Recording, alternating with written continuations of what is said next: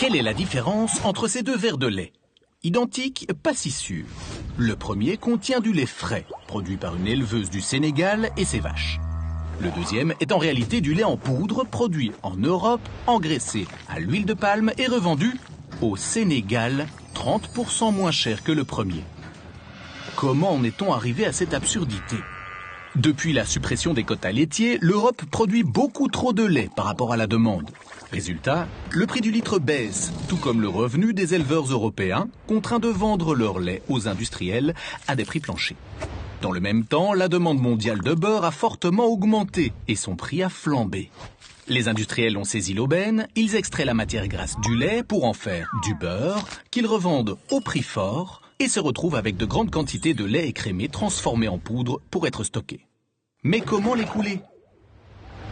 Pour remplacer la graisse animale, cette poudre est réengraissée à l'huile de palme, une huile 12 fois moins chère que le beurre. Petit détail, sa production provoque une déforestation massive.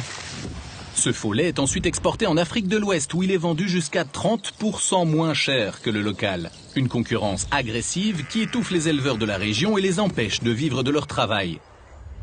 Mal étiqueté, ce substitut peut être confondu avec du vrai lait, mais sans en avoir les qualités nutritives, ce qui peut nuire à la santé. Le modèle productiviste européen est poussé à l'extrême au bénéfice des industriels et au détriment des éleveurs du Nord et du Sud, de l'environnement et de la santé des consommateurs. En Afrique, comme en Europe, les éleveurs se mobilisent pour défendre et développer leurs filières locales. N'exportons pas nos problèmes. Ici comme ailleurs, soutenons les éleveurs.